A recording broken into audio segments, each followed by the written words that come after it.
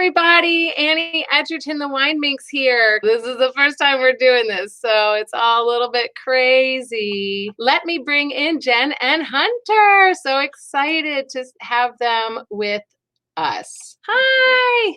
Hi. Yay. Oh, wow, we should fix ourselves. I'll come no. You gotta come I this have way. to come this way. Okay, You're sorry. good. Do you guys have something popped open for some day drinking? Yes, so Yeah. we have Sequoia Grove. I don't know if you know this. In Yeah. Napa. We're drinking some Napa Cabs. I don't know if is this forward or reverse? Whoops. There you go. Amici. Amici. There we go. I'm trying to get the glare away. There we go. A little bit. Yeah. Amici. So I've got mine open already. You guys ready? Oh, yes. We wanted to let it breathe. That was good, right? But before, That was we also good. want to show you where we keep our wine. It's our crab. We have a crab. He holds the wine. That's Love it. We're classy like that. Love it. Love it. Jen, Cody, and Hunter Foster. Cheers to you. Cheers. Cheers. Cheers. Do we have to do it a certain way, or do we just start drinking? Well, why not? Let's. So what we do first is we usually look at the color. Okay. So, and I always say, and I'm doing it now because of the camera, but don't hold it up just against the room, because then you get the room in it. Oh. So if you have a white piece of paper, you can hold it up against the white piece of paper. Let's get a white. Or Jen's white shirt would work very well, but just don't spill on yourself. Can you see through it? Is it opaque or is it pretty clear? It's No, opaque. It's pretty opaque. So, Yeah. very extracted. Let's swirly twirl. Swirly twirl. Swirly Sniffy twirl. sniff. Oh, it smells so good. Ooh, it does. Mine does too. What does yours smell like? Cherry. Yeah, cherries. Woody. Woody? to me. Yeah. Maybe like mine is definitely has a lot of that like graphite, cedar graphite kind of thing, because I've got a couple of years on it. Yeah, cherry, vanilla. Yeah. So vanilla is one of the markers that the wine was aged in. Oak. Are we making that up? No, we're Yes. right. No, it's true. Yes. Vanilla, baking spices, cinnamon, those kinds of things are usually harbinger, like the actual, notes that you get when a wine has been aged in oak. It's fancy stuff means it's like lactones and other chemically things that come from the oak that get into your wine. Oh, everybody loves the crab, by the way. No. Crab. I don't even know where you can get this. You can't. Where did you get it? It was a gift from my mom, but I think she probably got it in like some kind of store in like, Martha's Vineyard or something. Right. I don't know.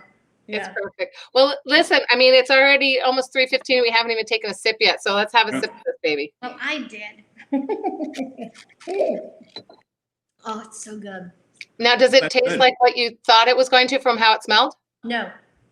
Really? What's different? I think it's to breathe a little bit more. It feels very acidic right now. Yeah. To help it breathe along, do some more of the swirly twirling. If you swirl it too, it's going to soften the tannins. Do you feel the mouth drying sensation from those tannins? Mm-hmm. Yeah. So is that kind of a little out of balance? The fruit kind of goes wah, wah, and then the structure, the acid tannins is like, whoa. Oh, much better. Yeah. Much better. With the air? Yeah. Because that's complex. That's good. Hmm. The acidity went away. Now it's more, you can feel the earthiness of it. Jen is happy. I know she likes big, bold wines that like punch you in the face a little bit. I love it. Yeah. I like when they taste like a meal, like a steak dinner. Oh, yeah. And what's something that, being quarantined is like you miss the most? Yeah, I think it's physical contact. I mean, I have my husband and my dog, but we had mom lives about an hour away. We went to see her and we had to like stay on the porch and then stayed inside and we ate like that. It's just weird, especially because we're such a physical people, live theater actors that's bizarro to me. Yeah, I miss going to dinner. There's something about the going to dinner and just being in a room full of people and eating and. I have to say, the thing I love about it is that people are now being really creative, like finding ways to do that kind of thing. And we both had like reunions with casts that I haven't seen in 20 years. It never would have happened if it weren't for this. So there's some good to it too. Yeah. Yeah, I wish I'd bought stock in Purell and Zoom. Yeah. Oh my God. Right? Right? We have a question. What's a good red wine that tastes like a steak dinner? I would like that. And No. frankly, Cabernet is great. You can get some of them that have that sanguine, almost bloody kind of meaty feel to it. Although that also is found a lot in Syrah, like a Rhone Syrah or really spicy, meaty Syrah can actually taste like there's like that rare steak bloody in it. We went to Italy 3 or 4 years ago to Umbria, and we were drinking some of the Montefalco, Sangrantino, Yes, wines, Sagrantino. which are sort of big and meaty and Like you just get inside complex. them, it's so They're good. just, and you can't. This little theater company that started about 15 years ago, and it sort of grew and grew over the years, and then they went into this big building downtown, 44,000 square foot. It was an old department store, and they spent $6 to $8 million and transformed it into a 3 theater complex with its own scene shop and costume shop, and it's just it's an amazing facility. And so they were like this tiny little theater, and then they built this giant complex. And so, Charo, come here. yeah, I've Charo, only been there a year, but it's been this wonderful place that it's versatile, and we can do a lot of things there. And it's not good, but the wines are bad. The wines are bad. You know, So even on Broadway, the wines aren't always that good. So, do you think that your supporters and subscribers will be there in force as soon as they're able to gather again? Well, I think it's going to be tough, to be honest with you. And so we're trying to find alternate ways of reaching audiences. There's a whole movement to start doing online streaming of past and future shows, because there's a lot of complications that come with not only the audience coming to see a show, but also the actors' interaction with each other on stage, which is can be people, actors have to hug and kiss and dance with each other, and even yelling at someone. There's stuff coming from someone's mouth, so and you can't do a play with a thing of your mask. So I mean, I always think of like Grey's Anatomy, like they all mask acted, but that's also TV. Oh, that's interesting. Maybe someone should write a play about of just a bunch of people in scrubs with masks. You directed your lovely wife Jen in one of my favorite plays, which is God of Carnage. Have you guys worked in that capacity before? Yeah, a few times. Yes. How is it now, Jen? You can like wink like this if you don't want to talk in front of him. No, he's a really good director, so it's good. It's just when he comes home and then he directs me at home, I'm like, you're not directing me right now. But you have to like put the hat on backwards or something. I think it's easy for us to work together just because there's a mutual respect. And you guys met in a show, is that right? Yeah, we did Cats. Cats of all things. 27 years ago, we did Cats and met. Unbelievable. Crazy. Yeah. What's a role that you haven't done that you would want to do? I was just saying the other day, I was singing and I was like, ooh, I want to do Bells Are Ringing. That was just something that came to me. I'm looking at shows differently now. And so that's something that just came to me that I wanted to do. What about you? What do you want to direct? Oh, yeah, Hunter, are you kind of like full bore now? Like, did you just take your acting hat and put it away? Like, you love writing and directing and producing that side of it more?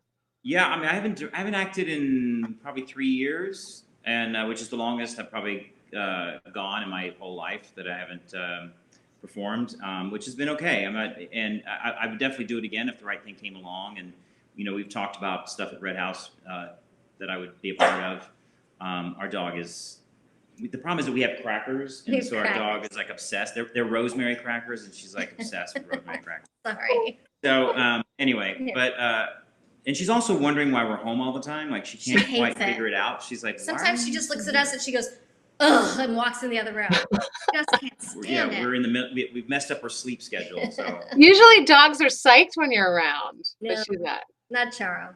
I always wanted to direct Urinetown, which we were a part of, and now we've scheduled it to open our 21-22 season. So yay! Yeah. Well, that's going to be so much fun. Yeah. What's the first thing you're going to do when it's safe to go back and resume normalcy-ish?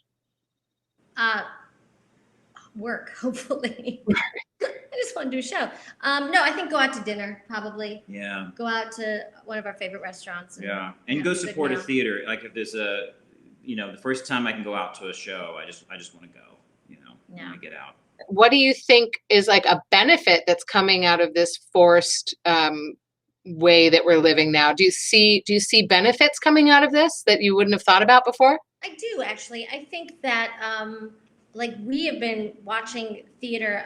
We streamed Midsummer Night's Dream from London. We watched One Hand, Two Governors at the National Theater.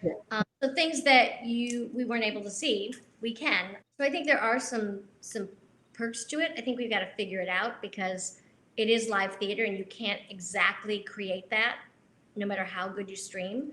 So it won't replace it, but to create an experience that people can have, I think we're going to look into it now, whereas before this we might not have done that. Well, it's just like I think you may listen to Taylor Swift on a recording, and I do, but then to be able to go see her live is a completely different experience, right? Or watch her on. So I'm hoping that the streaming will be like, oh, I streamed Dear Evan Hansen. Now I want to go buy a ticket and see it in person. So hopefully the new thing they'll help each other. How's that wine treating you? Is it opening up a little bit? Delicious. Yeah, it's very good. Is it better now than when we started? Yes. Yeah, evolving. Yeah. Very, very. It makes my tongue dry, and I like it. That's the tannin. But I like it. So I want to know why things taste like Band-Aids to me, because I like that too. There are things that show up in different wines. For example, something you might get in a wine like a cab is Brettanomyces, which is a yeast referred to as Brett. And that is often described as horsey. I have a question for you. Okay. So the only sort of white wines I like are Viognier, a little bit I don't like Chardonnays or Sauvignon Blancs, and I've always been attracted to Viogniers, and I always say they're buttery, and then I talked to a sommelier who says you never use the word buttery. Not for Viognier, because but I get immediately what I think you're trying to say is that it's maybe not buttery taste like butter, but it has a real rich, unctuous smoothness like butter. Yes. Yeah. That's exactly it.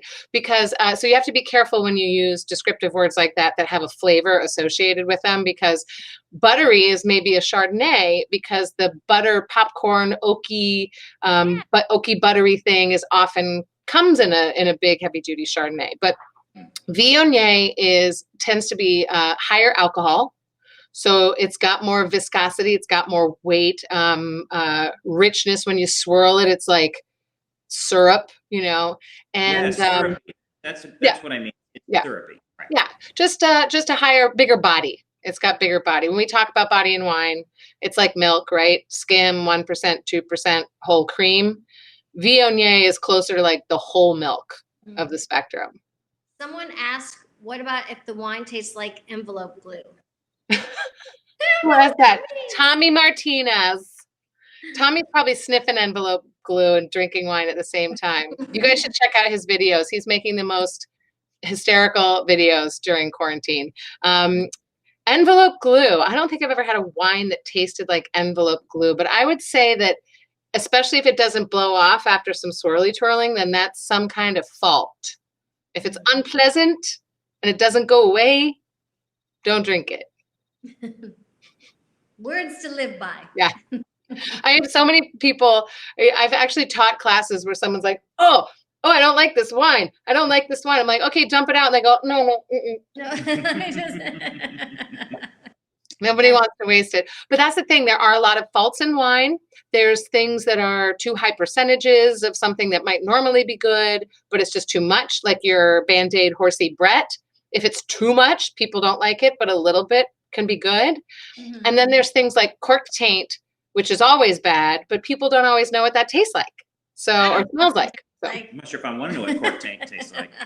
I always describe it as like a wet dog on cardboard on top of the wine. So you'll still smell the cherry, maybe the florals, but it'll just have this, musty is a weird word to use, but it has a kind of funk, musty, and it won't go away. Okay. Are faults usually in vintage or bottle? That's an excellent question.